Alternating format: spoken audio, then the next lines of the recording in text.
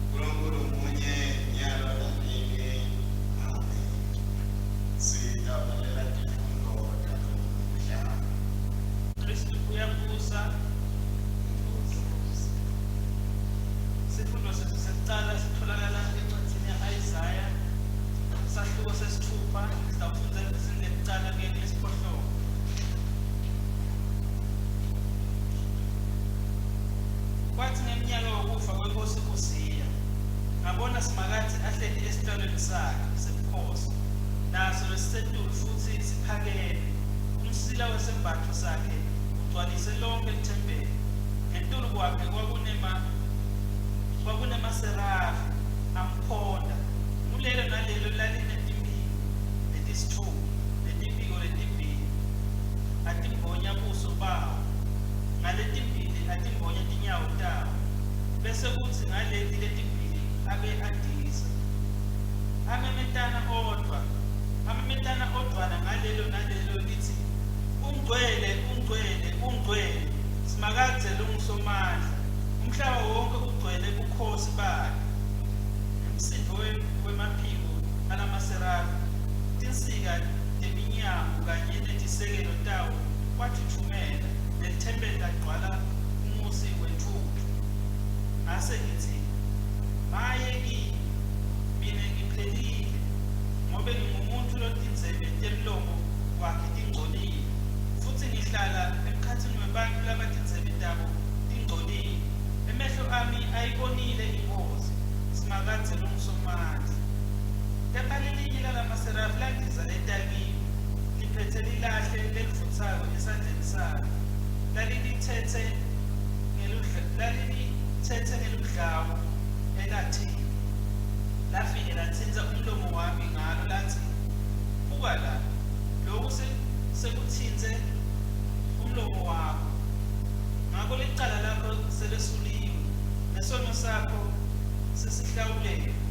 Ngase ngiva livi lasimakadze lithi, nitawuthuma bani, ngubani lo tasiyele? Ngase ngithi, nami mina, thuma mina. Ngivile Nkosi. Amen.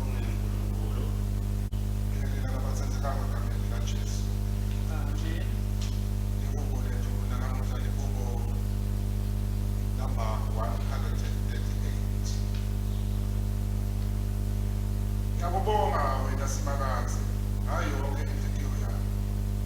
Ngikunika ludumo embi kwakho bonke boNkulunkulu. Ngiyaqhubeka ethembeni lakho lengcwele. Ngibonge igama lakho. Ngenxa yokusa wakho nokuthembeka kwakho uphakamisele nethuba kubonke. ngathi nangikhala kuwe wangiva wangiphendula wanginika sibindi ngekungigcinisa. Bonke amakhosi emhlaba ayakubona wena Simakazi, ngobe awevile emavi akho. Ayakuhlabelela wena Simakazi ngobe bukhulu bukhosi baSimakazi. Noma Simakazi aphakeme kangaka uyabanakekela labatithobayo, kodwa labatiphakamisayo ubabukela khashasha. Noma sengidodelwe ngithupheni wena Simakazi uyayiphephisa impilo yami. Ungivikele ulakeni kwetithandana. Unginyomule ngesandla sakho sokudla. Simakazi uyakusifeza kimi isethembiso sayo. Umusa waSimakazi ume kude kwe phakathi. Thezela umsebenzi wakho lowawusungula. Ungawukhohlwa umsebenzi wetandatabo. Akuthunyiswe yise nembozana nomoya ogcwele. Njengoba benjalo ekuqaleni kusenjalo nanyalo, Uyoba njalo.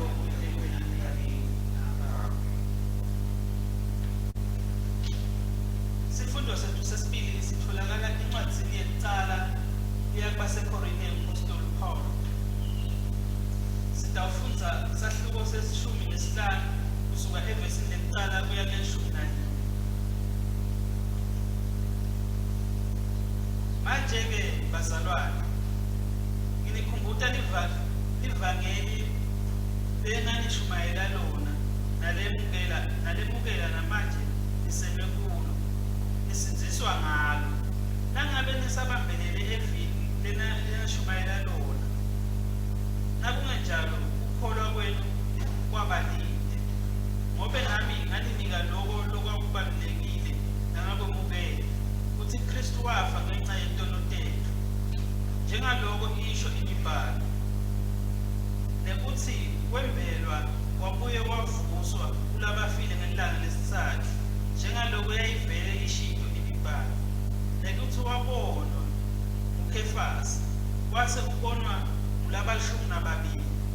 Emva kwalokho wabonwa ngasikhathi sinye bazalwane labedlula emakhulu lasihlanu, iningi labo lisekhona nalokhu ngikhuluma nje, kodwa labanye sebafa. Emva kwalokho wabonwa nguJakobo, kwase ubona ngabapostoli bonke. Ekugcineni kwabo bonke wathi manje wabonwa nangimi, lenginjengalo watalwa kungesiso sikhathi sakhe. Lenginjengalo watalwa kungesiso sikhathi sakhe, ngobe mina ngilomncane kubapostoli, bengingakafanele ukuthi kuthiwe ngumpostoli, ngobe ngadingela ngahlupha libandla laNkulunkulu. Kepha ngemisa kaNkulunkulu ngiloku lengilo, nemisa wakhe kimi awuzange ube lide, kodwa ngasebenza kakhulu kunabo bonke. Noko kungesimi, kodwa kumusa kaNkulunkulu lonabo.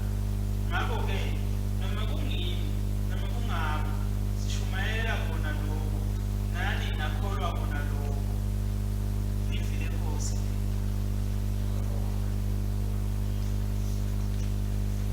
Inkosi ayibe nani. Lalelani izindzaba letinhle ekulandzisa kwalukhalo ngcwele sahluko sesihlanu. Sitawufundza kusukela evesini lekucala. Akadunyiswe Kristu umsindisi wethu. Jesu bebeme elusentseni lwelwandle lwaseGenesareta ngesikhathi bantfu beta banyaselana batewuva livi laNkulunkulu. Wabona tikembe letibili tinelusentseni, kodwa abadwebi bebaphumile kuto bageza emanethe abo. Kwathi asangena kulesinye sakho lebesisa Simoni wamcela ukuthi engatshali emsenzeni wemali. Wase uhlala phansi kulesikele. Waqala wafundisa abantu. Wathi kube aqede ukufundisa, wathi uSimoni ase uqhubeke ekujuleni kwelwandle, ehlise emanetha enu ibabe inhlaba. Simoni waphendula wathi, Mfundisi, sishikane usuku bonke la, kodwa asikababi. Noko njengoba sekushilo wena, ngingaliqinisa inetha lami. Emva bathi bayawafaka imanetha abo, aqina, babamba icubu yezinhlanga, asingathi acishe azabuka ekhathi emanetha. Bathi bende bakhweba labanye bangani babo laba bekulesinye isikebhe ukuthi bade babambise beka batigcwalisa totembili ikebhe laphose laqina. Kodwa Simoni Petro abona lokho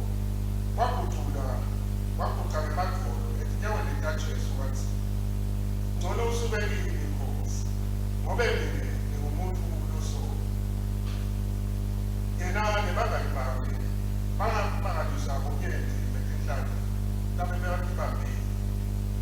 Kwaba ngiso sona leso nakuJakobe naJohane emadodana aZebedi. Jesu wathi, ungesabi, kusukela nyalo sewutawudeba abantu. Bathi kube bakhiphele ikephe labo netulu elisenzeni, bashiya bonke khona lapho balandzela Jesu. Nali-ke ivangeli laKristu.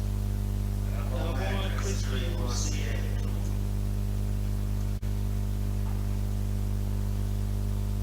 Siyabonga uNkulunkulu munye wisenzo mana, umenzi welizulu nemhlaba,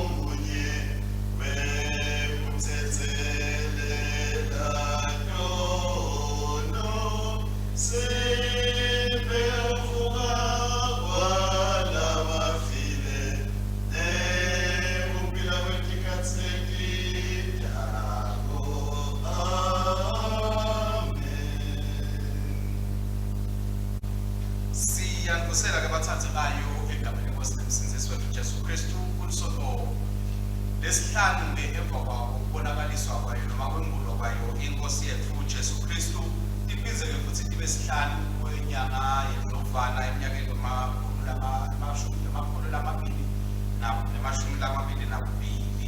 njengoba ke sesitholile ke izifundo zethu bathandzekayo namuhla sifuna sekucala sitholakala encwadini ya-Isaya sathi sesithupha sathola ihubo lethu leliphume ihubo lelikhulu ne-38 sedlula sathola isifundo sesibili lesisithola encwadini lebhalelwe ibandla labaseKorinte esibecala sahluko selishumi nesihlanu sathola ke lelivangeli lethu ngekulandzisa kwaLuka logcwele sahluko sesihlanu sihloko ke bazalwane lesiyawukhuluma etikwaso ukuthi kwembula uNkulunkulu nekumkhonda noma ngokumsebentela kwembula uNkulunkulu nekumkhonda noma ngokumsebentela sitawubona ke bathathekayo njengoba sasivele sivedile ekuqaleni nasisaqala lesikhathi sekwembula kwayo inkosi yethu Jesu Kristu ngokuthi solo sigijima nawo lamaviki ekwembula kwenkosi yethu Jesu Kristu lesabemetela ukuthi ngemaviki lasikhombisa lekuyawuthi emaviki lamane ekuqala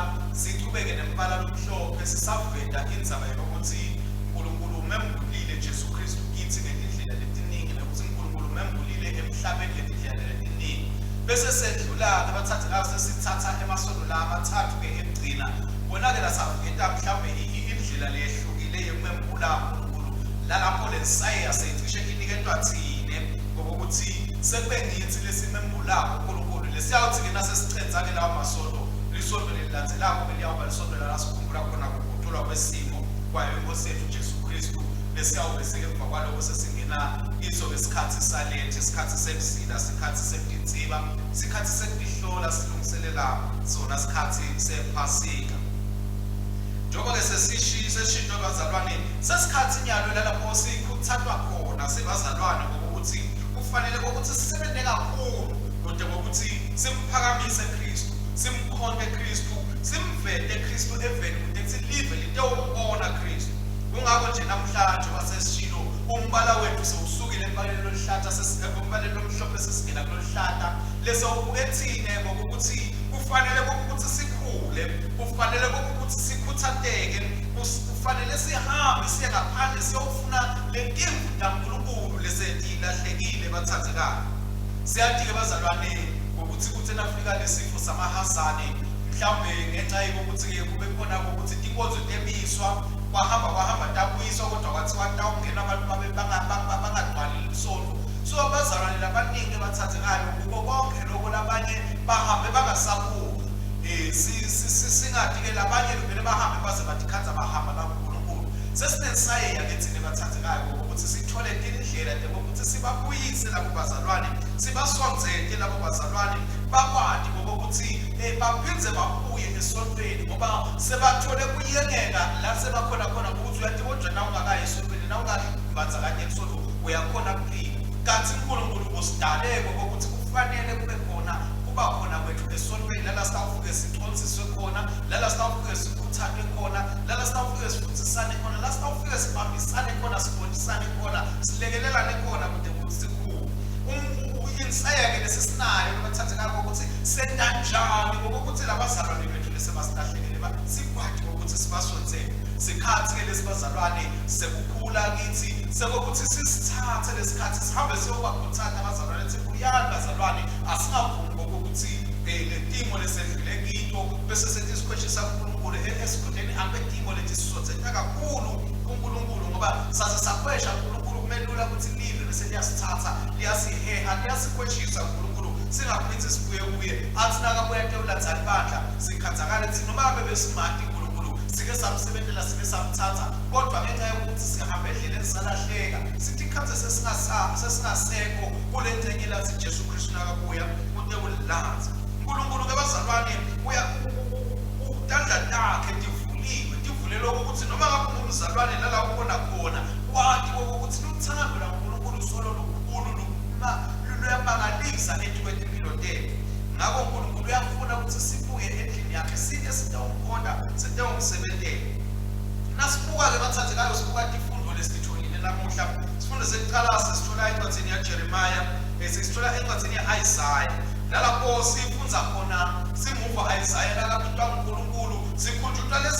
leliviki leliphelele lapho na Jeremiah bebitwa khona uNkulunkulu akhala Jeremiah athi awukosi kodwa bengincane ngingaka kodwa bengasetshenziswa kanjani. Sithola Isaiah namhlanje uyakhala uthi Nkosi mina ngimuntu lodinzebe nemlomo wakhe dingasito letingito dingcolile utangisebenzisa kanjani utangithuma kanjani. uNkulunkulu kuthiwa ke kulesibonakaliso labekakiso Isaiah wathatha lilahle eLatini wathuma ingilosi ithathe lilahle eLatini labuya lantobeka edinzebeni lemlomo wakhe wase uthi sowulungisekile sowulungisile. Nanamuhla ke bathandzekayo ngenxa mhlambe yobuthakathaka bethu ngenxa mhlambe yentolo tethu noma ngenxa mhlambe yalokwendekile enoveli lethu mhlambe lala ukhona khona sisamemethela indzaba ukuthi phela sibitiwe ukuthi sihambe siyokhangisa uKristu ebantwini ufike lokho ukuthi kodwa bengingibani ngokuthi bengahamba kuyotshela abantu ngaNkulunkulu uthi uNkulunkulu noma ngabe bawudikhaza omncane kangakanani noma ngabe bawudikhaza ngokuthi mhlambe ubone kangakanani noma ubukeleke phansi kangakanani kodwa yena sowuwene umsebenzi wokubida wena ngokuthi nase ungumKristu sowubitiwe wabitelwa emsebenzini wakhe ngokuthi uyowulatha abantu ubabuyise ebukhoneni bakhe. Akunenzaba ngokuthi abantu bangakubuka bakukhumbudele ithilili ngamuva lakho njengoba sababona evikini eliphelile la Jesu Kristu babuka bakukhumbudele ngamuva lakhe bathi umbani wena sikukhumbula umfanyana ngeke bese ubuya sowutoba umprofeti la ndibethu sonto usitshela ukuthi emagama lathini sekaphelelisiwe ngawe siyakwazi thine sikubone ukugijima lana amagcobo netimpahla abantu nje bazalwane bathatha lonke leto ndifo leto babeke izathu ukuthi yini indzaba uNkulunkulu angeke akusebenzise kodwa uNkulunkulu leto izathu leto atimvimbi ukuthi angakusebenzisi wena. uNkulunkulu uyakusebenzisa kungako uNkulunkulu asipita sonke sibazalwane ngokuthi nyalo njengoba sikhuluma indzaba yekwembulo kwaKristu asimembuleni Kristu ebantwini bantu basinziswe bantu babuye bangene ebukhoneni baNkulunkulu. Siyadzinga bathathekayo ngokuthi njenga Isaiah siyeva ukuthi Isaiah umemethela lapha ekuqaleni leli sifuthile ukuthi ekufeni kwenkosi uZiya ayibona inkosi kunabo uZiya labakhona empilweni yethu bathathekayo labadzinga ukuthi bakweshiswe labadzinga ukuthi bafe kude kuthi emehlo ethu atewangulwa simbone siphakathi asikavumeleli labo uZiya bazalwane bakweshe basuswe uNkulunkulu kude ethi uNkulunkulu atawukhona ukuthi bese uyasisebenzisa bangasivimbeli ngoba asimathi ukuthi uZiya mhlawumbe wamvimba njani Isaiah ukuthi angamboni simakathe kodwa nje siyatshela ukuthi ekufeni kwenkosi uZiya waze uyambona simakathe Isaiah bangathi bangafa bathathekayo nalabo uZiya empilweni yethu kude ngokuthi sitewukhona ukubona inkantolo yaNkulunkulu sibone emandla kaNkulunkulu sibone uthando lwaNkulunkulu yena losibitile wabita mina wabita nawe ngokuthi site umkhona yena losihlekako yena losenta sibendwele losenta ngokuthi sifanele uma ebukhosi bakhe sime ebusweni wakhe asikavumeli umhlaba asikavumeli live ngokuthi lisivonsele emuva noma lisitshela ukuthi asikafanele thina ukukhona nokusebenzela uNkulunkulu sowusibitile bazalwane belingibali live ngokuthi belingaphikisa ukubita kwaNkulunkulu etikwethu impilo tethu. Sibuka lelukubo ke bathandzekayo leli sikhumbuta ukuthi uNkulunkulu mkhulu kangakanani nekuthi thina sibitiwe ukuthi site umkhona simdumise ngoba yena uNkulunkulu lophakeme kungakho simemethela indzaba ukuthi kude lonemandla ekutshela ngetulu kwenkulunkulu yeNkulunkulu etikwempilo yakho. Sifanele ukuthi sathi ukuthi kuphila kwethu nenhloso yethu nekuhamba kwethu konke kuvela kuNkulunkulu noma abantu bebangafika bathini asingasathathi lokushiwo abantu kodwa silalele lokushiwo uNkulunkulu. Abantu sitawubalalela kuphela uma batawufika bafakazele lokho uNkulunkulu lasakhulumile etikwempilo tethu lokubitwa uNkulunkulu lasakwendile etikwempilo tethu ngokuthi asibuyeni site umkhonda asibuyeni site ukhangisa ngaye asambeni siyokhombisa abantu ngoba uNkulunkulu lonemandla sikhombise abantu ukuthi uNkulunkulu uthathe kangakanani live kwananathi ukuthi uNkulunkulu usithathe kangakanani ngokuthi sinemisebenzi neminingi nalemikhulu lekufanele siyende ngoba abantu labaphandle bathatheka bayidzinga lensiziso yaNkulunkulu.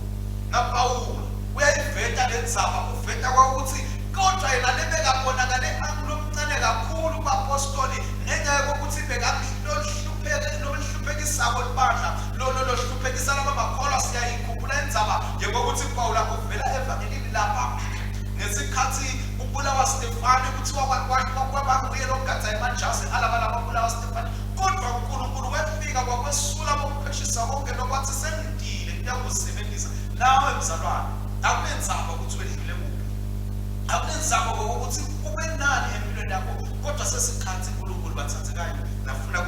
wayemsebenzisa ngawo nawe buka ubone ukuthi uNkulunkulu wamthatha Pawula wamsebenzisa kakhulu kangakanani. Nawe uNkulunkulu unemandla ekusebenzisa akuthathe akusebenzise musakuvuma ukuthi live likweneke noma likunamathelise kuwe lana ubuya khona. Sakubuka embili ukuthi uNkulunkulu sokuthume kuphi ngifuna kusebenzela yena ngiye embili ngihambe naye uNkulunkulu. Evangelini ke bathandzekayo siyayibona indaba yokuthi bantu balaphele kangakanani ivangeli laNkulunkulu. Mhlawumbe ngeke basho kodwa siyabona ukuthi ngalesikhathi Jesu Kristu emva sebathi ke nganhlanye abamfuni ababafuna nokubulala, siyatshela ukuthi namuhla wafika elwandle waqhamuka iqhude abantu lilandzela lifuna kufa imfundiso yakhe Jesu Kristu. Haleluya.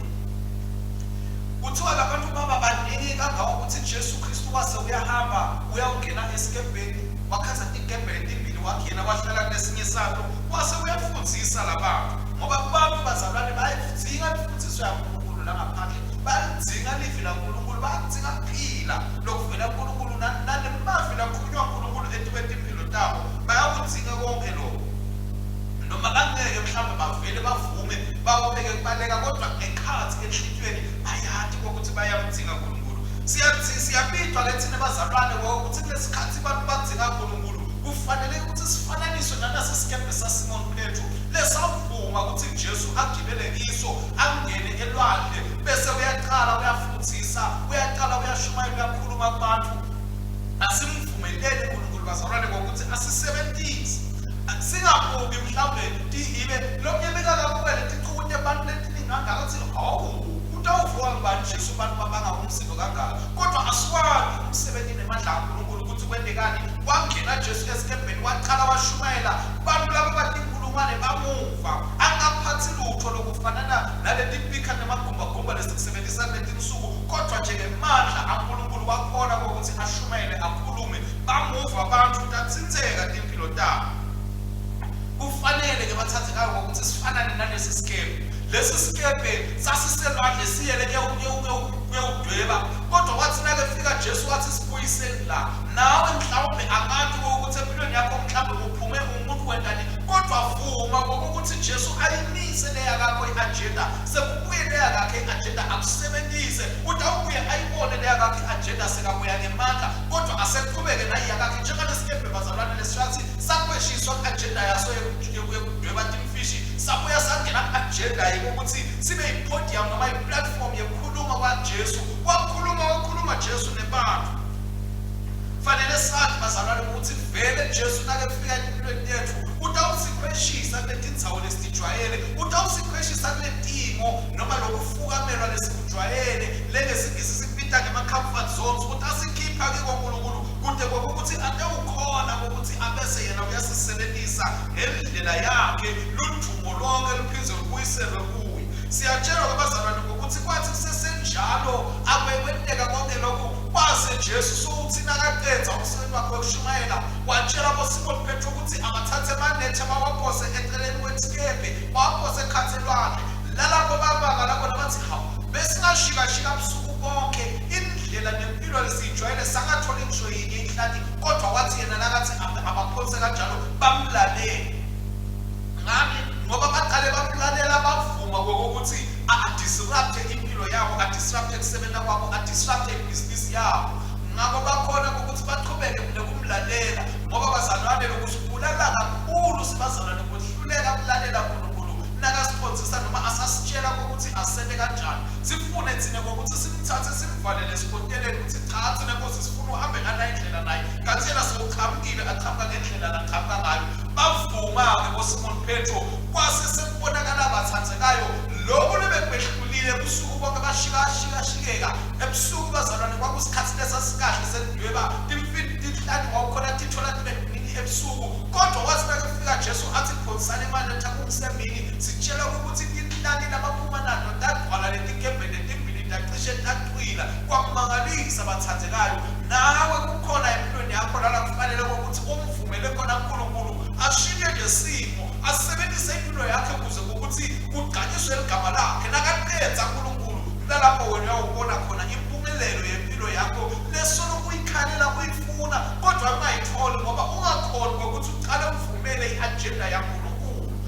siqhubeke njalo ngoba phela bazalwane solo simemethela indaba ukuthi sibitiwe kokuthi simembule Kristu ebantwini, sibitiwe kokuthi simkhombise Kristu ebantwini bade ukude nabo bade ukukhona. Ngawe bazalwane uNkulunkulu nasacethile ukusebenzisa lalele kwathi kokuthi yena utawukupha umvuzo lokukhulu nalomangalisayo njengoba sitibona letikembe letibili taphuma setichichima bathathekayo kuningi ukuchichima uNkulunkulu lasibekele kona, kodwa lokuyawubonakala ngalesikhathi sithile sivuma ukuthi Nkosi sisebenzise, Nkosi yembuleka emhlabeni ngathi asinakubi nje sithi umsebenzi wabafundisi nebashumayeli kuphela, kodwa umsebenzi wethu sonke sisebandleni kokuthi simembule Kristu, simbonakalise Kristu ebantwini kude abantu batawubuya tindlu taNkulunkulu tigcwale, bantu balive laNkulunkulu baguqulwe empilweni yabo, baguqulwe ekucabangeni kwabo, baguqulwe ekuhambeni kwabo, baguqulwe ekuphileni kwabo.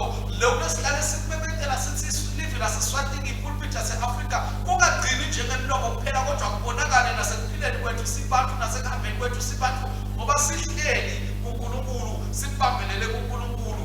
Lapho-ke siyawubona bazalwane ukuthi amasonto ethu ayawudinga ngokuthi akhuliswe, anziswe, ngoba abantu sebadwele bachichima njengalati tinhlaki lesatibona tigcwele tichichima tikembe, kodwa kufuneka thine siqale ngekuthobela ithando yaNkulunkulu, sivumele uNkulunkulu ukuthi asisebenzise. Kwakathi uNkulunkulu angasita abathathekayo ngokuthi kulesikhathi sekumembula Kristu sitemukele ngensayeya latilethako empilweni yethu, tekusita ukuthi sikhule, tekusita kokuthi sithobele yakhe inthambo, simvumelela kokuthi asebenze kubabuyisa abantu bakhe kuye, kubambulela abantu bakhe bambone uNkulunkulu, bamthathe, bamade uNkulunkulu. Singakwenda konke bathathekayo bangabe sitawukhona noma sitawubethemba uNkulunkulu, simlalele, siphinde sente lokhu lathi yena asikwende egameni lenkosi yethu Jesu Kristu uyesele ngothana namalo egcwele.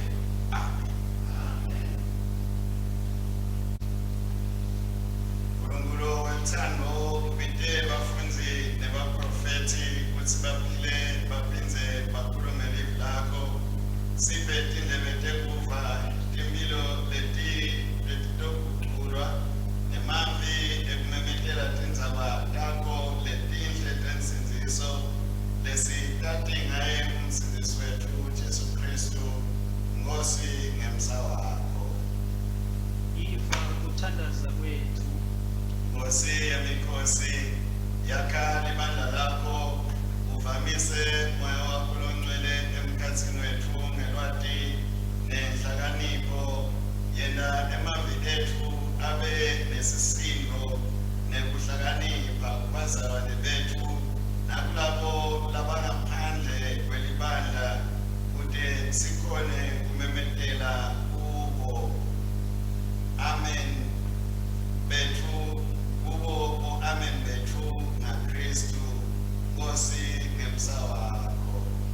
ifa ukuthandaza kwethu, Gcina labo lababitelwe ukuthi babe badlwebile bantu ebandleni laKristu, kude kuthi bangaphelelwa ngemandla uma basebenta busuku bonke bangatholi lutho, kepha baqhubeke kwehlisa amanetha abo ngekulalela live lakho nangekwelipito lwabo. Nkosi ngemsa wakho. ifa ukuthandaza kwethu, Siphe moya wakho longcwele kude site ukukhula ekucabangeni kwethu, sibe bantwana ekwenteni lokubi, siphe lukholo lokwehlisa emanetha elive lakho emsebentini wethu wemalanga, siyethemba nendodzana yakho ukuthi yena umsebenzi wayo wemusa kulabo labadoni njengathi, usisa onke emakhaya emaKristu, kude live lakho lihlanyelwe livete ithelo letiningi. Nkosi ngemsa wakho. ifa ukuthandaza kwethu, Nkulunkulu ungabi khashane nathi, njengobe wende imisebenzi yensindiso uJesu Kristu, noma usisite kuzo zonke izinkinga, hani uphiliswa kulabagulako, emandla kulababuthakathaka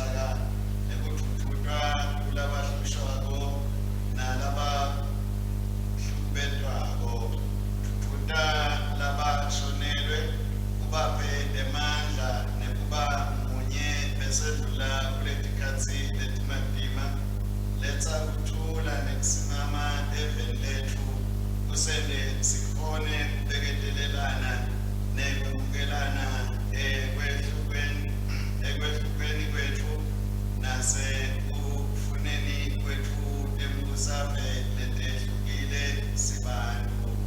Ungasilahli, ungatilahli netitulwane netitabo, Nkosi ngemsa wakho. Lifa ukuthandaza kwethu.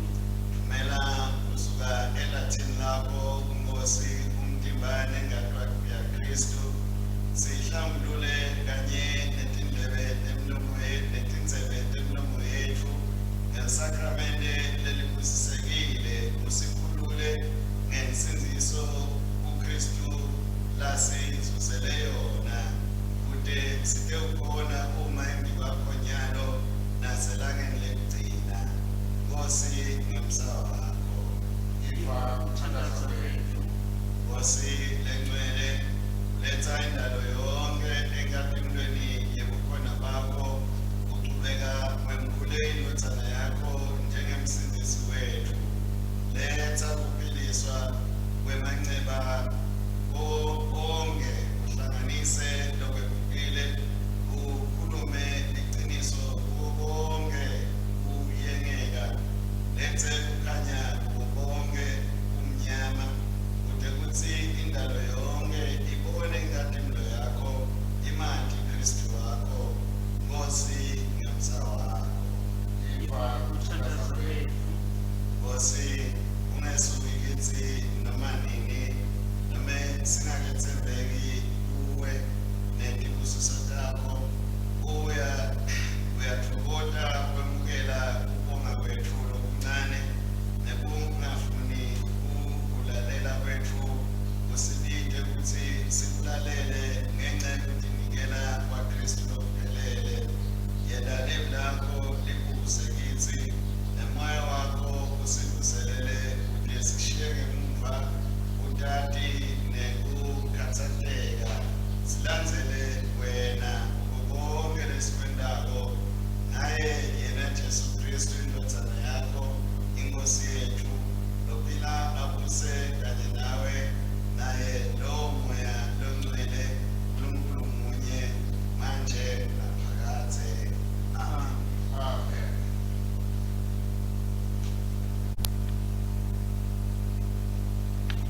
Ibandla lisukume. Sibekeke kwethu kusedlulile ekufeni sangena ekuphileni ngoba sithanda abazalwane. Longangamthanzi umzalwane wakhe usabopheleleke ekufeni. Ukuthula kweNkosi akube nanezikhathi zonke. Akwazi.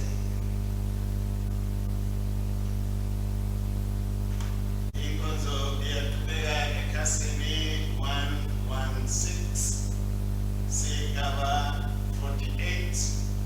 Sibonga uNkulunkulu ngemnikelo la sipha wona le solo ungena emkhathini weviki, nalona lesiphethe nyalo. Simcela uNkulunkulu ukuthi aqhubeke asibusise, sisasekela umsebenzi wekhambisa inzakalelihle. Siyawusebenzisa-ke umthandazo wesibili esigabeni 48 kanye sithi, Thombo ephila konke, lizulu nemhlaba ungekwakho, usinike ukubusa ngenkulu kwakho konke. Yamukela izithelo zemisebenzi yethu, lesizinikela ngemithando egameni laJesu Kristu Nkosi yethu. Amen. Uyabonga Nkosi uNkulunkulu mdala lonke ngemsa wakho, sinasipho lesinikela ngaso, sivela emhlabathini sibekethanda nebantu, sakuba sikwazi ukuphila kithi. Akabongwe uNkulunkulu nini nanini. Uyabonga Nkosi uNkulunkulu mdala lonke ngemsa wakho, sinanayo nesinikela ngalo, isithelo semvini nomsebenzi wethanda nebantu, litakwa indlebe yesinziso kithi. Akabongwe uNkulunkulu nini nanini.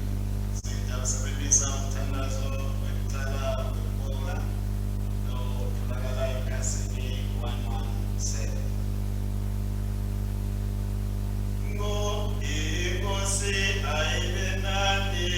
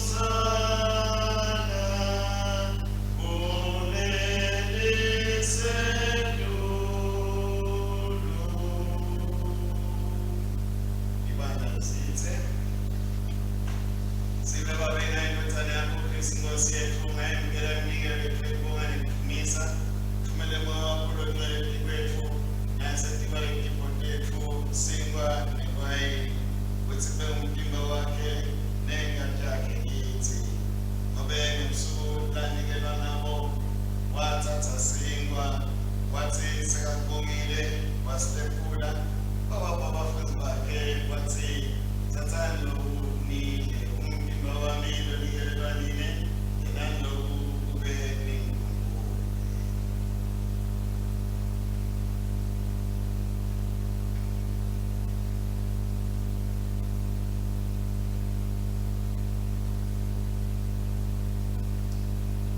Themba kudla wathatha inzebe asakubongile obanika yona wathi nathani kuyo nonke ngoba lokhu kwingadi yami isumele isisha lokhu isebeninene labanyeni bethethelele tono inani lokhu ngesikhathi sonke ekwinatha kwenu kube ningumkhulu.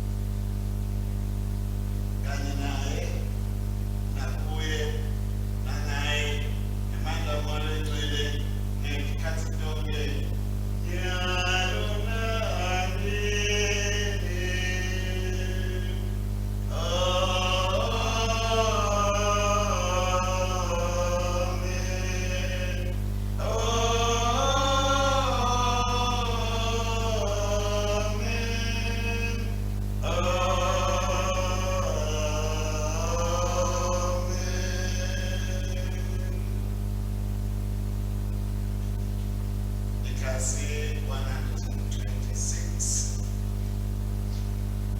sigaba 77 njengalokho Kristu asifundisa sinesibindise ukuthi Baba wethu lo sezulwini alingcweliswe igama lakho umbuso wakho awude inzalo kandi emhlabeni njengasezulwini sipela mhlawula wethu emalanga onke sithethelele dono tethu njengoba nathi sibathethelela labasonako ongasingenisi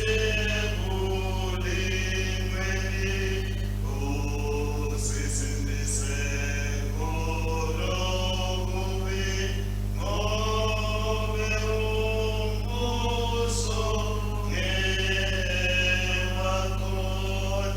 nemandla nebukhosi kude kube nenanini. Amen.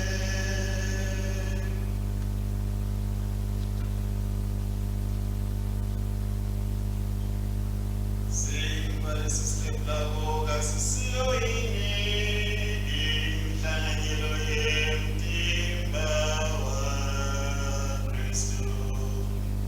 Thina lesibanyeli simumtimba munye ngobe sonke sihlanganyela sikwabanye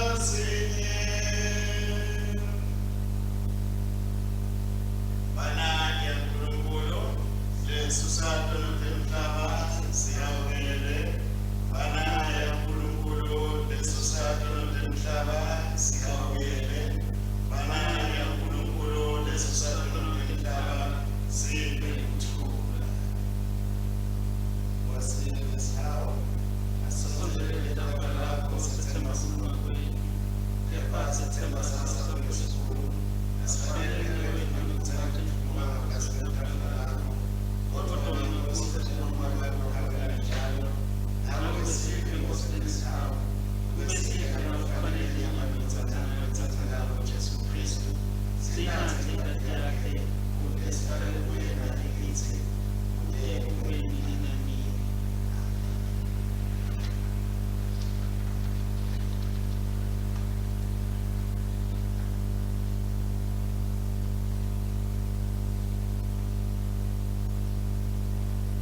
Sonde le stau de la mtume Mose Jesu Kristo anikela